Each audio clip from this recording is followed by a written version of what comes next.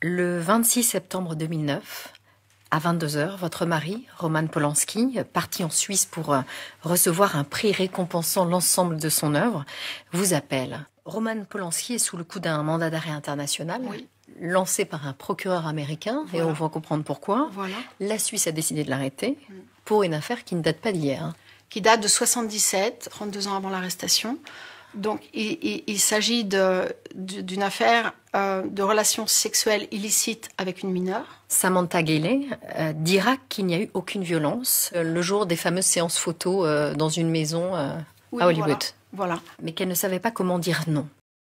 Il faut dire qu'elle avait 13 ans. C'est très jeune. Oui, c'est jeune, bien sûr.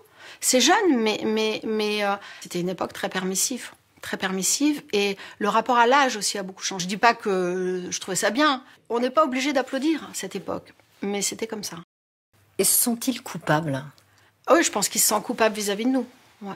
Pas coupables d'avoir à l'époque couché avec une adolescente de 13-14 ans. Je pense que, bien sûr qu'ils se sentent coupables de ça, et vraiment, en plus, ils ont vraiment des très très bonnes relations. À cette affaire vont venir s'ajouter, à l'heure du mouvement MeToo, d'autres accusations de plusieurs femmes d'une soixantaine d'années qui accusent Polanski d'agression sexuelle quand elles étaient mineures. Quel jugement portez-vous sur ces accusations-là? Moi, quand j'ai connu mon mari, toutes les femmes voulaient coucher avec lui.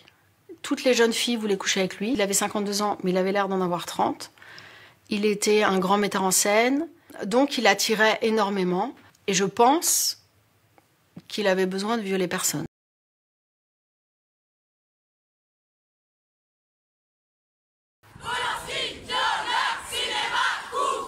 Le 28 février 2020, la tension règne autour de la cérémonie des Césars. Les militantes féministes ne tolèrent plus les honneurs du cinéma français pour Polanski, nommé 12 fois pour son film J'accuse.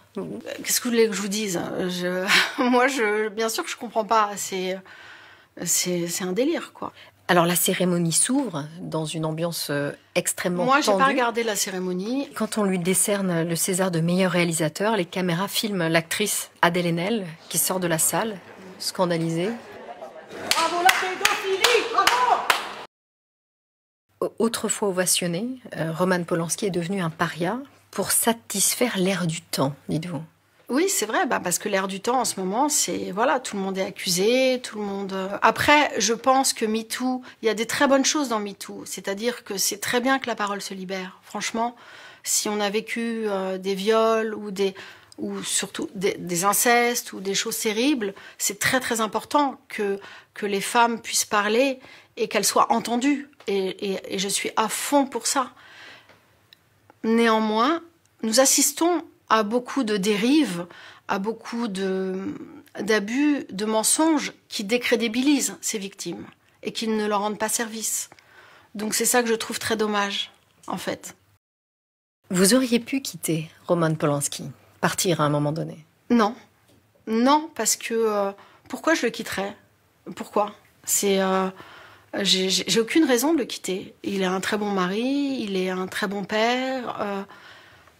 il a toujours été adorable avec moi, avec ma famille. Pourquoi je le quitterais? J'ai pas de raison, à part la lâcheté.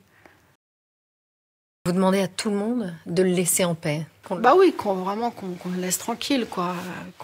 Qu'il s'occupe des prédateurs, des vrais prédateurs, des gens qui sont un danger pour la société, parce qu'il y en a. Et ouais, qu'on lui foute la paix, ouais.